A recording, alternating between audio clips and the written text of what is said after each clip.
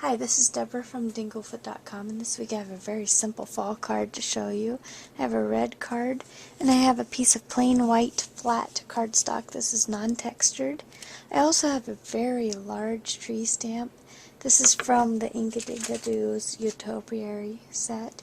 So you can see that very large tree, and then it has a couple other smaller things, a bird bath, butterfly, and a couple other trees.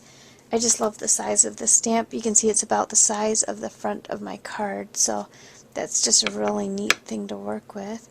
I'm going to be stamping with brown ink, and I have some little fall leaf brads, a little stamp that says thanks, and otherwise my main part of my card is going to be made using crayons. So I just grabbed a few crayons and a pencil sharpener, and I have a piece of wax paper, and if you can see back here I have a teensy little craft iron. And I have a few of the Ranger Distress inks, and that's just to brighten my card up after I'm done. So I think that's all I need. Let's go ahead and get started. Okay, I'm going to start by inking up my tree stamp, and I just have brown ink. You can use whatever color of brown you want. This is just a medium brown. I didn't go too dark. So we're just going to stamp this tree right on our white cardstock. Ooh, almost dropped it. Okay. Press down really good there. Make sure we got it on there. Okay, that looks great. If you can see it there. Okay, don't you love that tree? Isn't that neat? It has little birds in it. There's even a deer down here. It's so cool. So I'm going to be using that. Next, I'm going to grab my crayons and my pencil sharpener for the next part. Okay, our next step is to take our crayons and just sharpen little pieces. We don't need much at all, especially if we're not going to be covering a large area, because what I'm going to do is take these little pieces and make them as small as I can. Oops, didn't come off there. Okay. Okay, so we'll just get a few little pieces. Take some orange, some green, and some yellow. And you could put some below the tree too, if you wanted it to look like some of the little pieces of leaves are on the ground. But I'm going to munch these up as small as I can. Might put a few down here.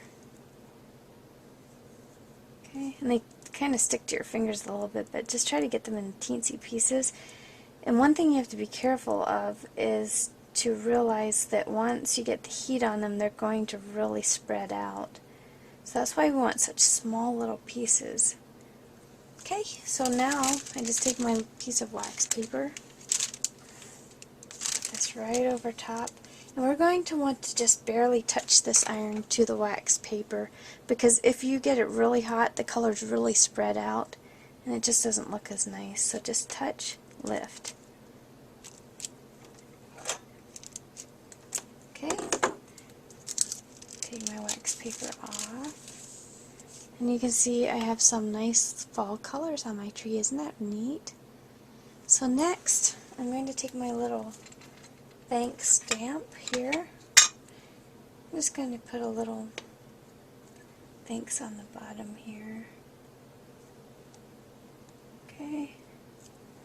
And then just to brighten this up a little bit, I'm going to grab some of my Ranger Distress inks and my tool here and just kind of go around the edge. Just blend them in there. Just to warm up my paper a little bit. Take a little bit of blue. Do the same thing, just barely touch it to the paper and just blend it in there. Okay, you can see my ink around the paper there. Just warms it up a little bit.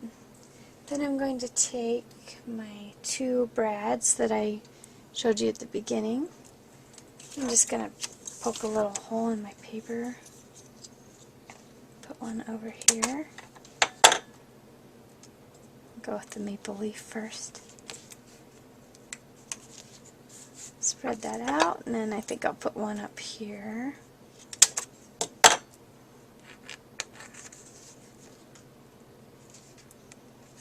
Okay, and this is just going to go right on the front of my red card here. Grab my glue. This is just a very simple, fast card.